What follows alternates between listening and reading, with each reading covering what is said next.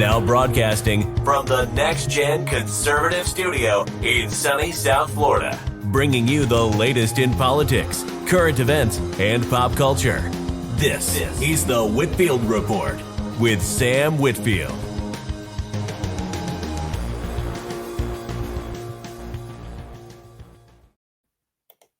Well, good evening, folks, and Happy New Year. Welcome to the show.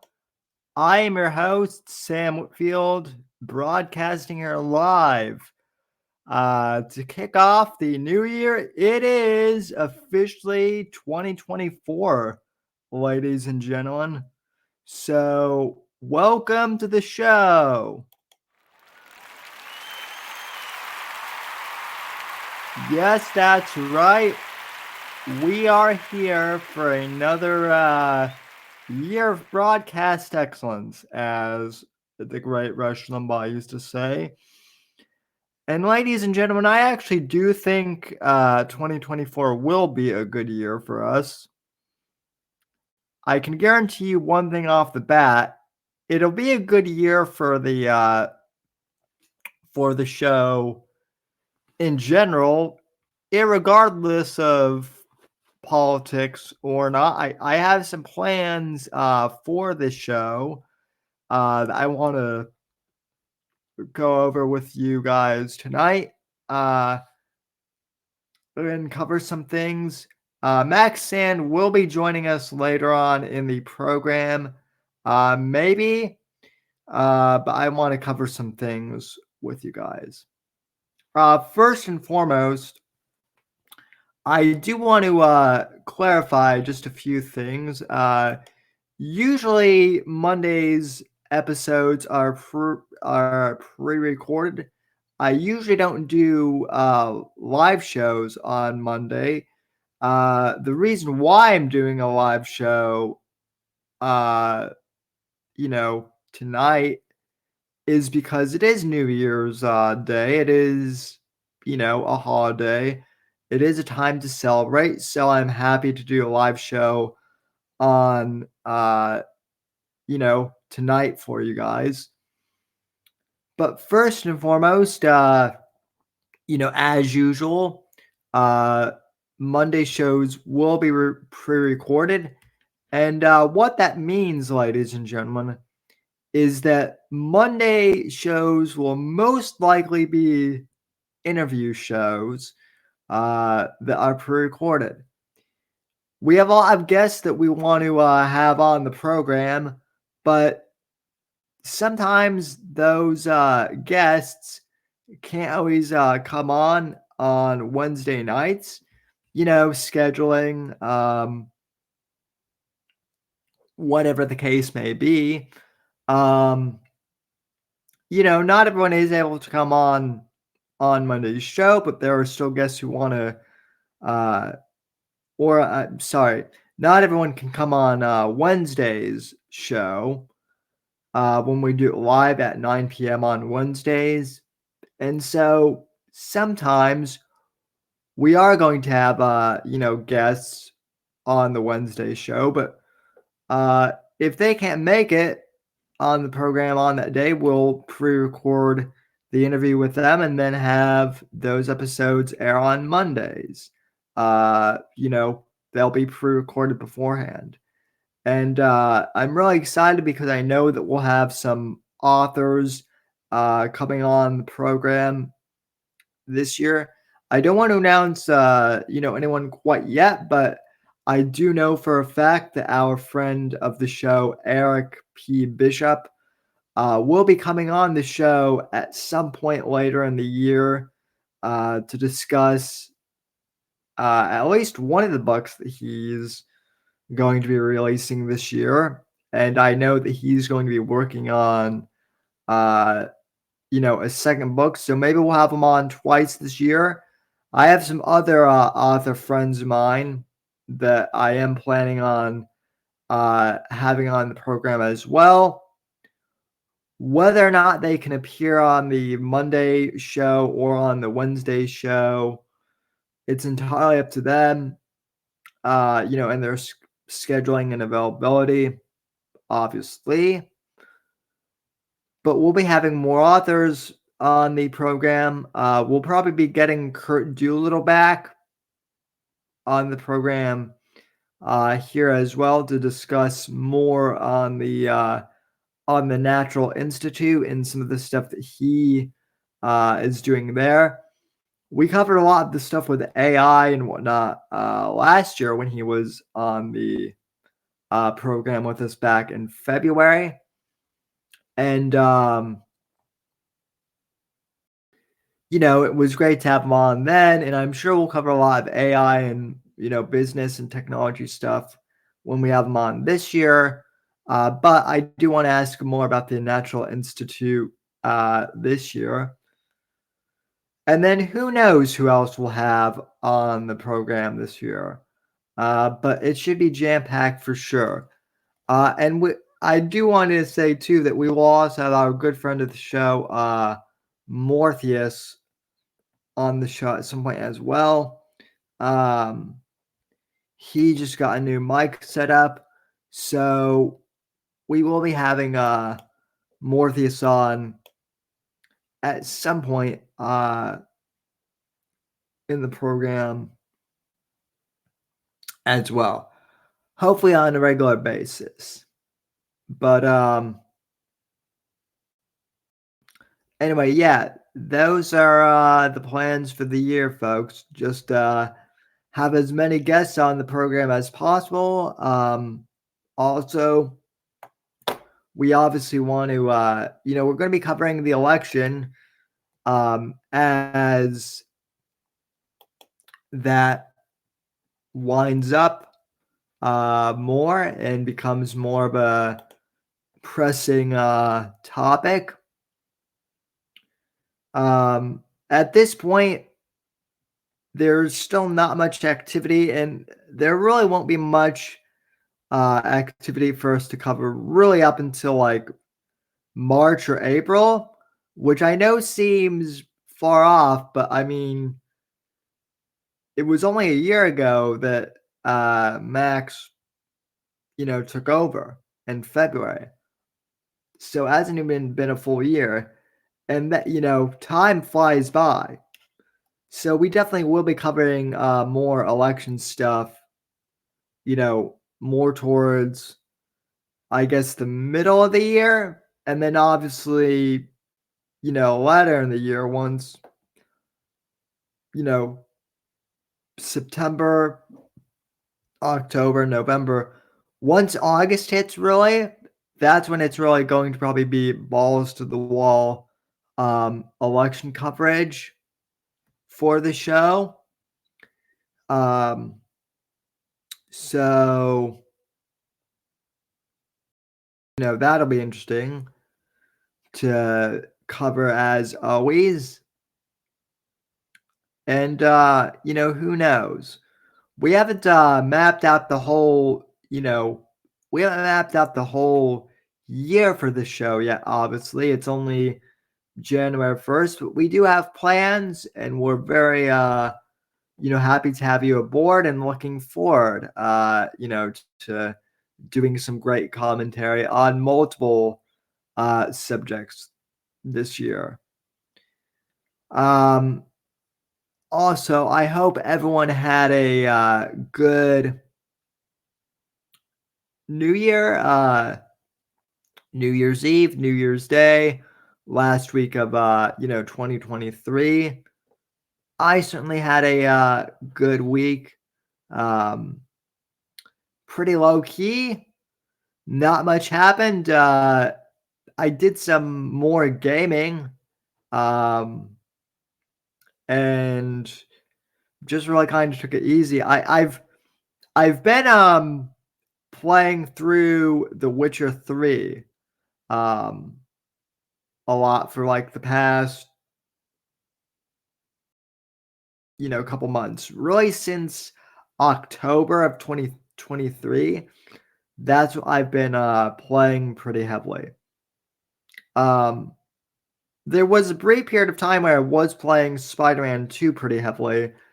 And it is funny that, that game was the one that like everyone was slating to be nominated as Game of the Year, including yours truly, by the way. Like, I will own up to the fact that I thought that out of all of the AAA games, I thought Spider-Man 2 would have been the one to, dominate the field and, take home Game of the Year. But evidently that was Baldur's Gate. And people are saying that Spider-Man 2 lost because of all of the woke stuff. And, as far as the Game Awards go, I mean, the AAA gaming industry is pretty woke as a whole. So I don't think that was it. But Baldur's Gate 3, even though I haven't played it, from what I understand, like, gameplay-wise and mechanics-wise, it is pretty incredible. So I guess they earned that title of Game of the Year. So whatever. But like I said, I've been playing The Witcher 3 since October. Thanks to Morpheus and Max both recommending the Witcher game series to me. And so that's kept me pretty busy in the gaming world as a whole. And I'm trying not to like rush through the game as far as like the main story goes, though I am already on Act 3 of the game. According to what my PlayStation console tells me, at least. But I'm hoping that at the very least I can do some of the expansions before finishing the final story, because I'm told from Morpheus at least that that's how you really should play the game. You should I'm told that you really do need to like complete Fire and Ice and Blood and Wine, those expansions before finishing the whole game. So I don't know, but it is a pretty good game overall. Really enjoying it. I can understand why it's so critically acclaimed. And yeah, I know there is supposed to be a Witcher remake, but let's be honest, we probably won't get that until 2025 or maybe even 2026 now. Who knows? At this point, like, games are being announced like it's crazy. I'm seeing announcements like for games that are supposed to come out in like 2027 or 2028, which is crazy to me. Like apparently Insomniac, they're so confident of the success of Spider-Man, that series, and of the upcoming Wolverine series that is going to be coming out, that like I guess they've already announced that like both Daredevil and Blade are getting their own games within the Insomniac Marvel universe. The only thing is we won't be getting those games until 2027 or 2028. So my question is, folks, and it's a perfectly valid one, I'm not the only one who's asked this, is why announce games so far out? Like, I understand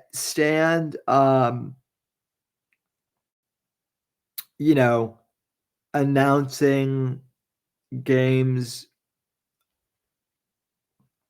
that are like a year out, maybe even 2 years out. I can understand that, but to announce a game like 5 or 6 years out or 3 or 4, That seems a little crazy to me. But then again, Cyberpunk 2077, I believe it first got announced like way back during the PS3 360 era of consoles, and that was like back in 2012. I think that's when it gets announced, and it didn't even get like released until 2020. And of course, we all know what a fiasco that game was at launch, right? Like, even though Cyberpunk now is like a pretty damn good game, everyone remembers when it first launched, like there were memes just about like how bad it was, right? And even though, like, credit to CDPR for doing a good job on fixing that game, like, don't get me wrong, they did do a fantastic job of fixing that game, but it still doesn't change the fact that that game was broken on release. So, um, and that's something like, yeah, they've fixed, but like that's going to be like forever etched in CDPR's history. So, as far as like Insomniac announcing the Daredevil and Blade games like this far, you know, out, like, I don't know, might not be such a good idea, folks. That's all I'm saying. Um, Also, Morpheus in chat says, "Good evening, Sam. Happy New Year." He also says, "Hearts of Stone and Blood and Wine." Oh, yeah, excuse me. I said Fire and Ice, and yeah, I confused that with Game of Thrones. Um, but yeah, like I said, the 2024, I don't really know. Like, I know there have to be some games coming out, probably probably like in the indie games, genre. But as far as like major releases go, I'm not sure what's coming out. I do know that like back in 2022, Remedy announced they were projecting back then that they would be releasing the Max Payne 1 and 2 remakes um in 2024, but as we mentioned on the last episode of the show last week, for the year, I did mention that James McCaffrey, the voice actor of Max Payne, he passed away at the end of 2023. So now there's the question of whether or not uh, they're going to uh, go ahead with the project, or if they're going to you know or if it's going to be delayed, and what they're going to do. um Honestly, like, I know that there are some people who have said that like maybe he should be recast at this point, but like, let's be honest. James McCaffrey as Max Payne is iconic. And I don't think it would be right to recast his voice. Um,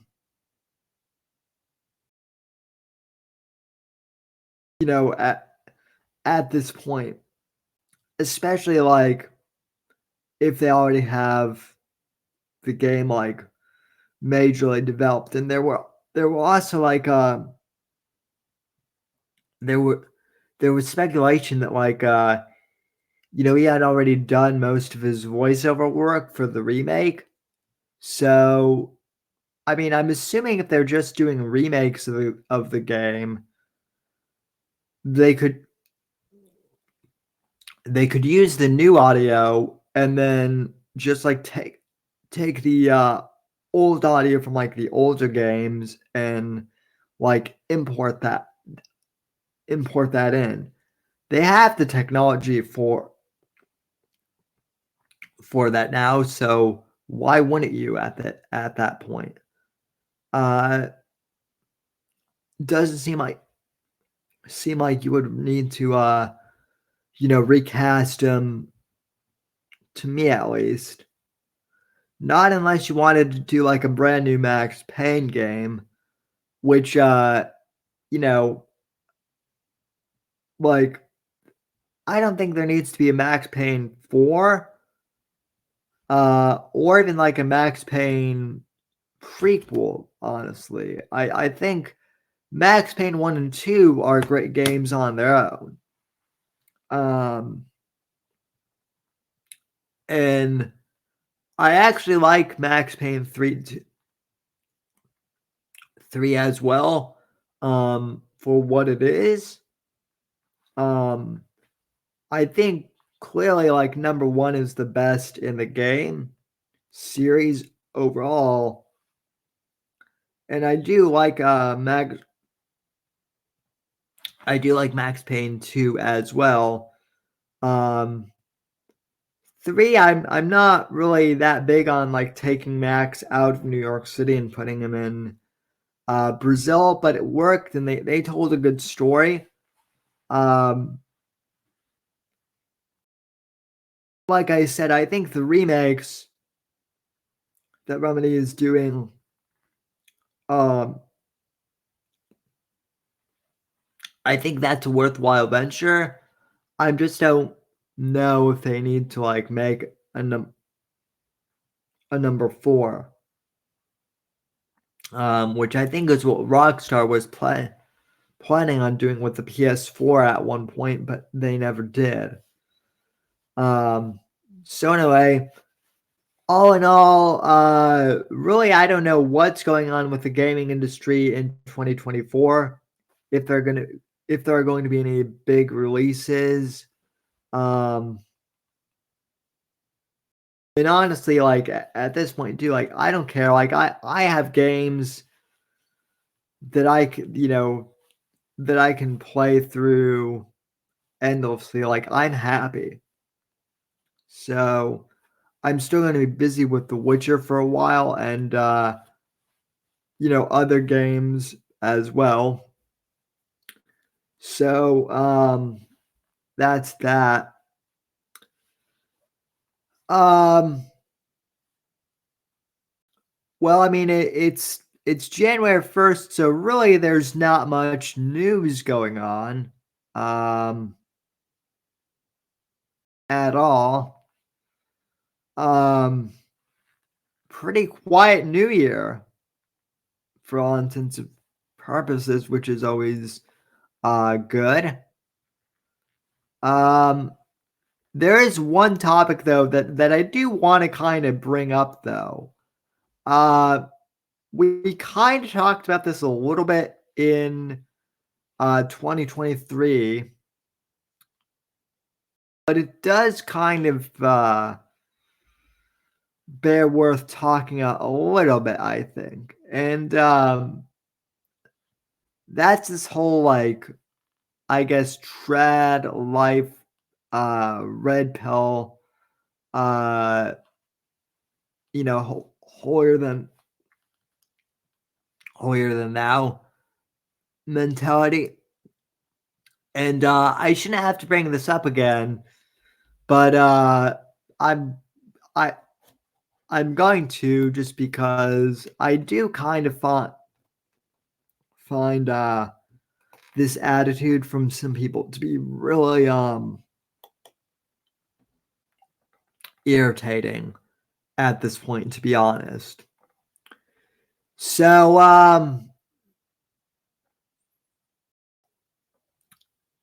I don't know really quite what happened, but apparently there's been this big stink over that conservative like dad Conservative Dad Brewing Company, I guess, came out with that calendar that was like a 12-month calendar that had all these like really attractive conservative female influencers on it. And for whatever reason, the red pill community slash the the trad life slash no fap community, or whatever you want to call them, has decided that this calendar, this very tasteful calendar, is somehow, they've labeled it as porn. Now, let me go ahead and show you what the calendar looks like.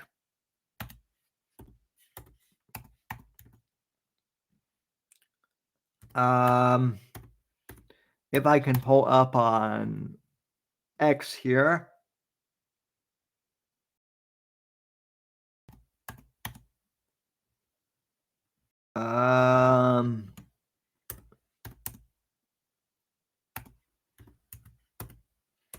Okay.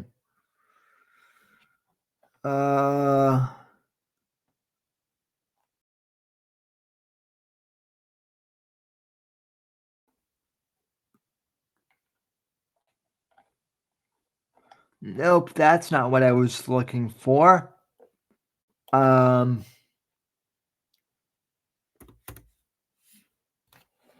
on a sec here. Don't you just love trying to filter out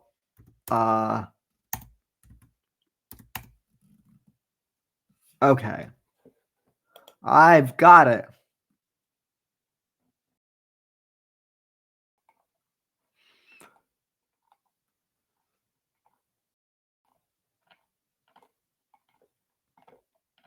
Okay, let me see if I can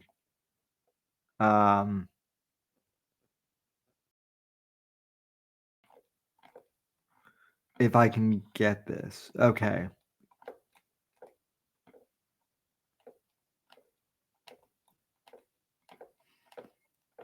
So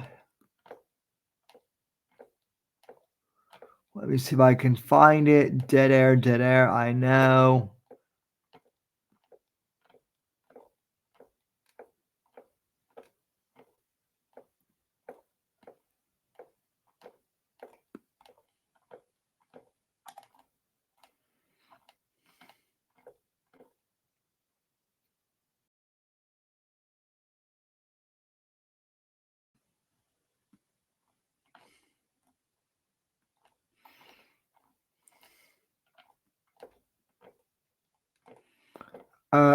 Okay, let me see here.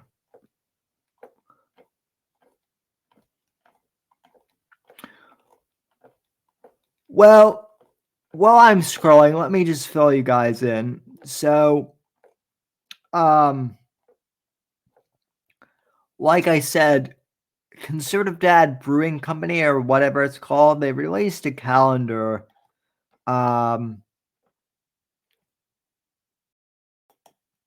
Let me actually just Google the calendar itself, because that would be easier than going on Twitter itself at this point.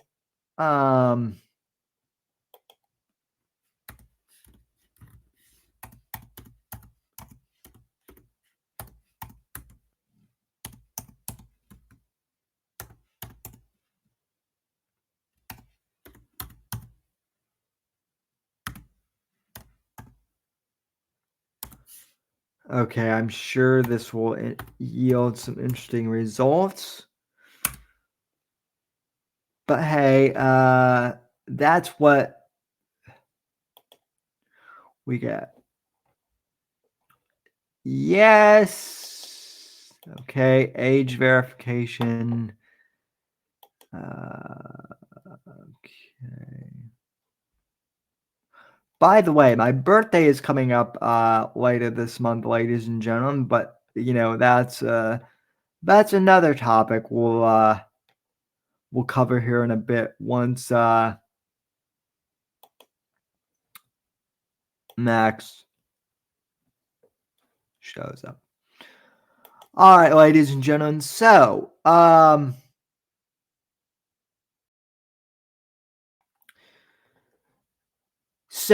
there's this calendar that is made by Ultra Right Beer Brewing Company.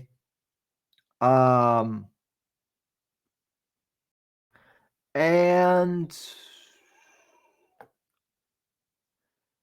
basically, they decided to make a calendar that is similar to the old like swimsuit calendar that Miller High Life used to make in the 80s that had um like swimsuit models and stuff like that.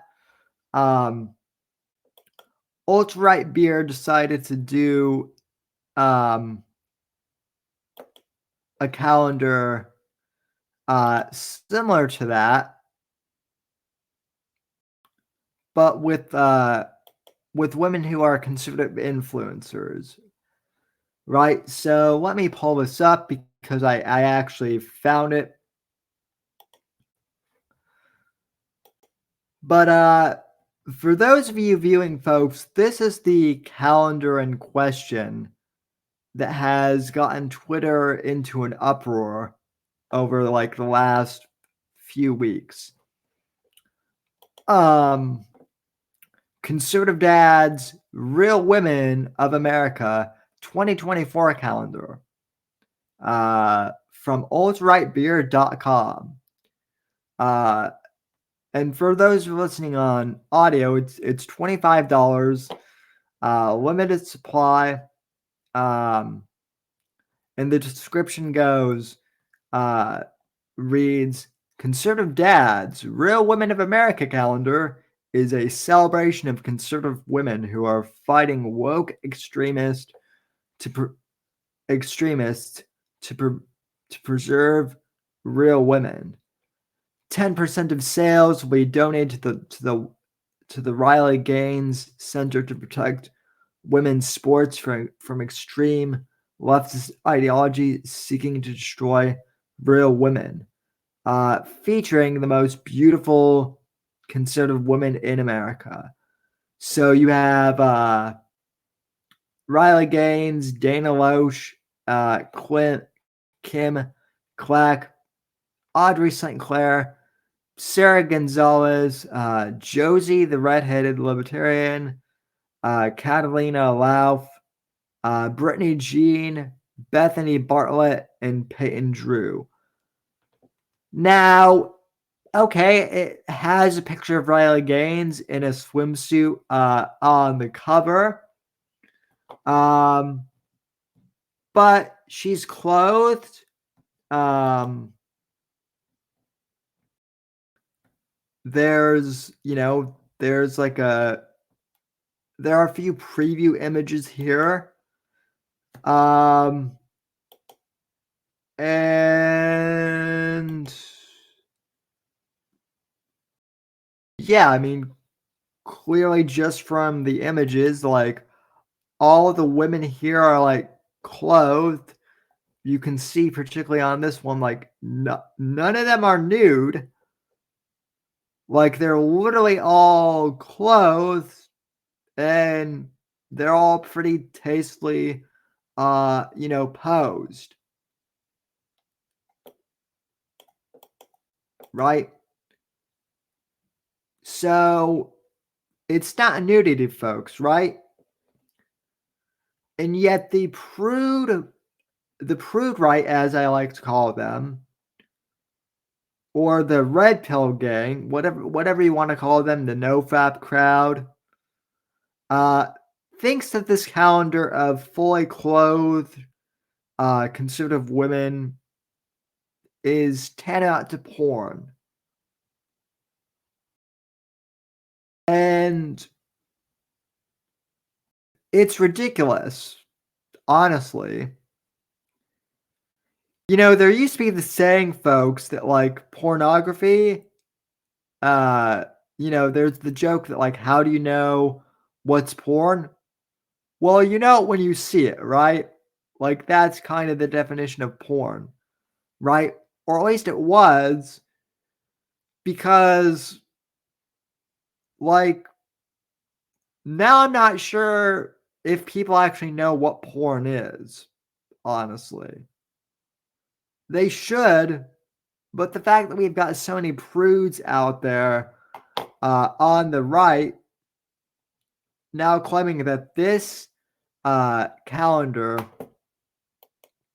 of conservative influencer women, the fact that this to them is the same thing as like porn, as like hardcore porn, does show that like this is why people laugh at conservatives, ladies and gentlemen.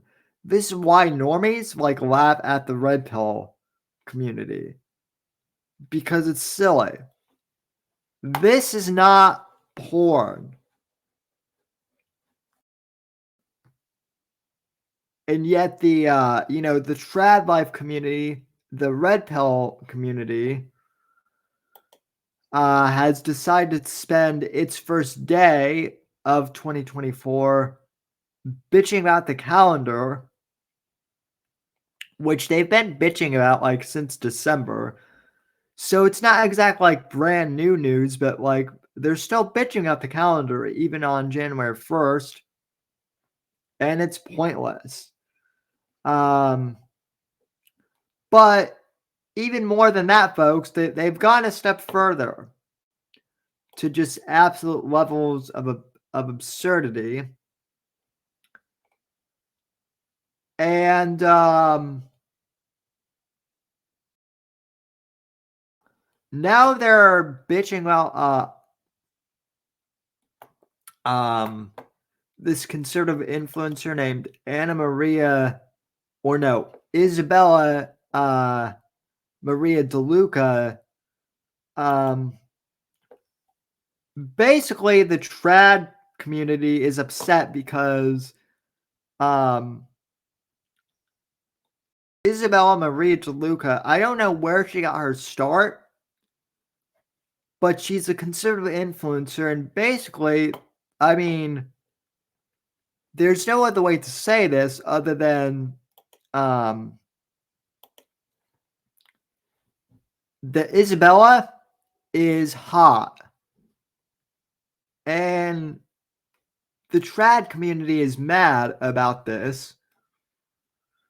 And it's become a huge thing now. This woman right here is too sexy for the red pill community, ladies and gentlemen. And like, I'm not seeing any links to any like, there's no OnlyFans links or Pornhub links or anything like that. But I guess like the red pill community, especially this guy, Rational Male or Rollo Tomasi, whatever their name is, they've been like basically picking on her because she's a hot female conservative, ladies and gentlemen.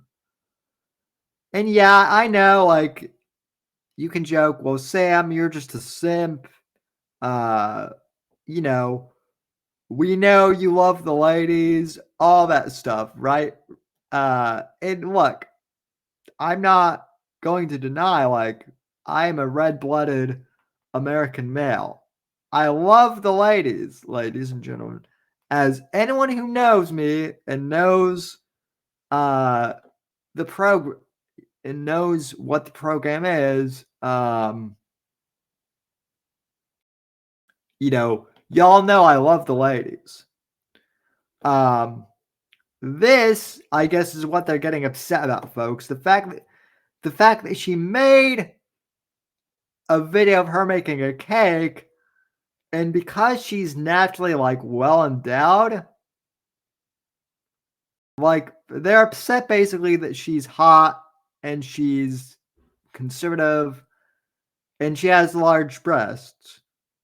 That's what the quote unquote red pill community has gotten their panties in a bunch about, is that she's a voluptuous young woman who's claiming to be conservative. And their argument is basically, well, she's hot and she's too hot to be conservative, so therefore she can't be conservative.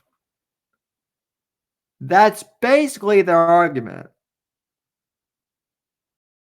is that she has big boobs, therefore she can't be conservative. Which to me is a really stupid argument, especially because I'm not I'm no prude here. I'm not prudish at all. But it does kind of seem weird to me that now all the trad life people who claim to be so much they claim to be moral people, and they claim to be wholesome and moral people. They're basically saying, well, because this broad has a big rack, she can't be conservative. As if that matters, ladies and gentlemen. And the reason why I bring this up is because, yeah, it might be a stupid, minute issue, but this is the stuff that conservative Twitter decides to hyper focus on. And they like to get into big internal debates about chicks like Isabella here, and whether or not she actually has actual conservative credentials because she's hot. That they would rather spend a whole day arguing about this and getting everyone involved in whether or not she's an actual conservative. When I don't know, we should be discussing who the candidate is going to be in 2024, or how are we going to stop Biden and the Democrats from stealing the election again in 2024 like they did in 2020. What's going to happen if there are Antifa riots during the election, stuff like that, right? This is really the time now where we should actually be discussing pertinent political strategy. But no, we have to argue about whether or not some conservative chick is actually conservative just because she's attractive and has big titties. That's literally where we're at as a party, and it's ridiculous. And as I tweeted earlier in the day, Isabella here, to me at least, has more conservative credits than the quote unquote prude right does. It's it's ridiculous, but it's true. So and and even if she was an OnlyFans influencer, or even if she was a porn star, not saying she is, like, as far as I know, she's just a pretty girl who has like an Instagram account and posts conservative things. But even if she were a porn star like Brandy Love, and I know I caught a lot of slack for saying this, from some people, but I would rather have 1,000, porn stars, quote unquote, like Brandy Love, who, yeah, I might not agree with like their profession of choice or all their like sexual morals, but we agree on like 97 on like 99% of the same stuff. And so I would rather have someone like Brandy Love in the Republican Party who gets like populist conservative, who gets Kid Rock conservatism and understands it, as opposed to someone like Rolla Tomasi, or the Rational Male, or Andrew I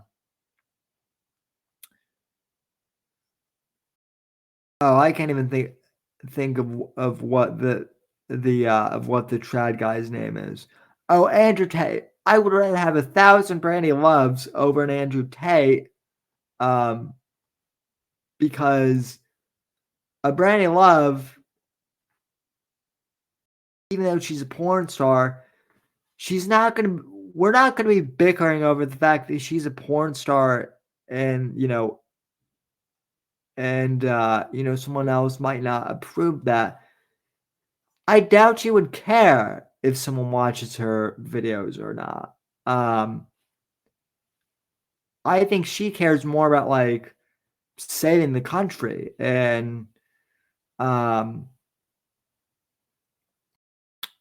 getting Trump reelected, as opposed to some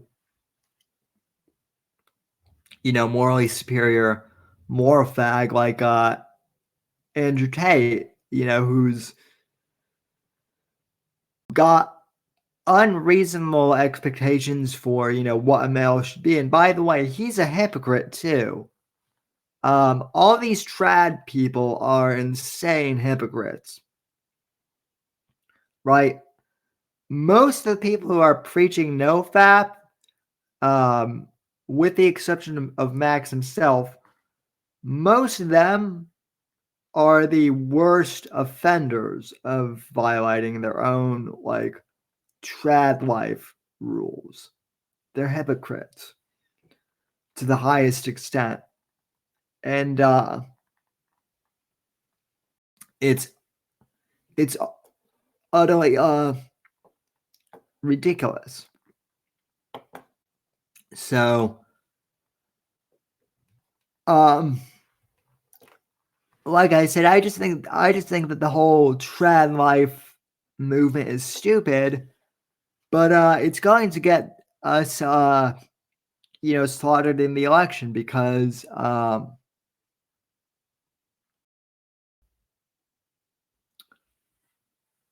well, let's just look at the past, for example. Herman Cain back in 2012 was the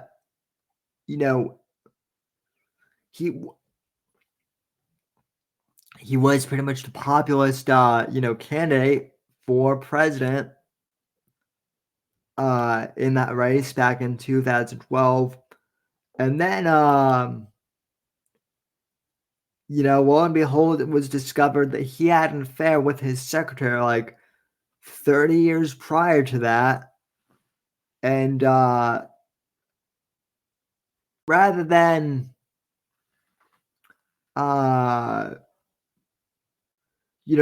just accept that he made a mistake and was unfaithful to his wife once 30 years prior, the GOP decided to basically say, nope, he can't run. He must withdraw from the election because of one mistake that he made a long time ago. And as a result, what do we get, ladies and then we got Barack Obama's second term, ladies and gentlemen. That is what we got, and it didn't turn out very well for us at all, in my humble opinion. So, we did get Trump in 2016, which was good. But that's because, people didn't listen to the naysayers who said, oh, Trump slept with porn stars. Most people don't care about that stuff. Now, people's mistakes in the past. Heck, the Dems don't even care about when Hunter sleeps with like an underage, prostitute in Ukraine. Most of them on the Democrat side, don't even know that happened, in all honesty. So they certainly don't care. So why are we getting up in a whole fuss about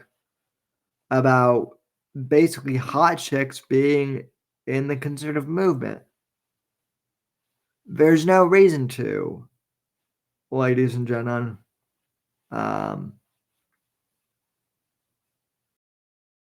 None whatsoever. But anyway, really not much else to cover, folks. That's about all I have for today's episode. I don't know if Max is going to come in here or not. I do know that he had to put his son to bed, and I also know that the show was kind of impromptu, so we didn't necessarily plan for this show to happen. This was just kind of an impromptu thing, but I decided to go ahead and do a live show for you anyway. So I hope you enjoyed this episode. Happy New Year, everyone. We will be back on Wednesday for the Wednesday show. Maybe, there will be more news to talk about then. Maybe not. Who knows? But in the meantime, I want to thank you all for tuning in. It's going to be a good year, ladies and gentlemen. And I can't wait to see what 2024 has in store for us all. From all of us here at NGC Studios and Right to Offend Media, I want to thank you all for joining me. Good night. God bless. God save this great nation. And God, freedom, legacy, in that order. I'll see you on Wednesday's show. And, we'll really kick off the new year then, folks. Have a good evening and God bless.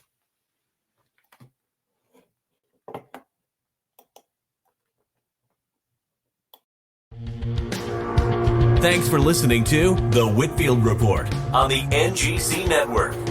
Please visit Sam's website at www.thesamwhitfield.com and support Sam on Patreon at patreon.com/Whitfield Report.